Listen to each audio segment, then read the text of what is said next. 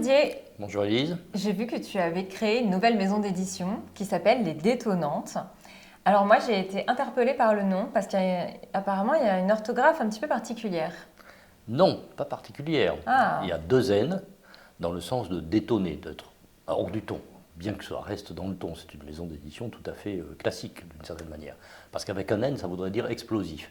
Mais quelque part, ça peut aussi être des sujets un peu explosifs, tout en restant dans le ton, mais en n'y étant pas.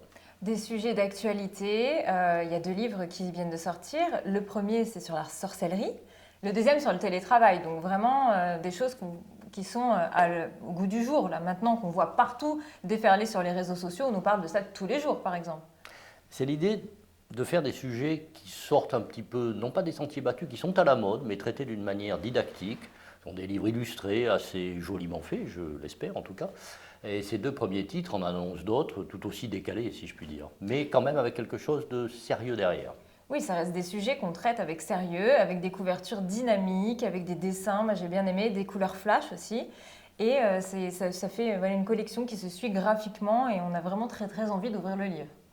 Tout à fait. On aura d'autres sujets de ce genre-là. Il va y avoir un sujet sur l'intelligence artificielle, il va y avoir un sujet sur la sexualité, des sujets également sur la sorcellerie ou des choses dérivées. Enfin, on va être un peu dans ces tons-là. L'idée, c'est d'avoir une dizaine de titres par an à moyen terme, et des titres dont on parle beaucoup, si possible. Et puis une surprise aussi.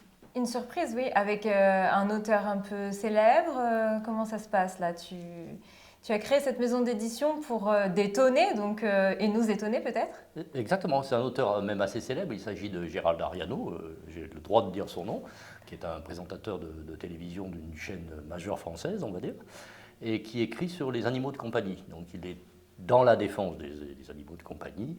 Et il va nous écrire des histoires assez drôles d'ailleurs, mais engagées sur ce sujet. Eh bien, suivez bien l'évolution des détonnantes, vous allez voir, ça va détonner. Merci.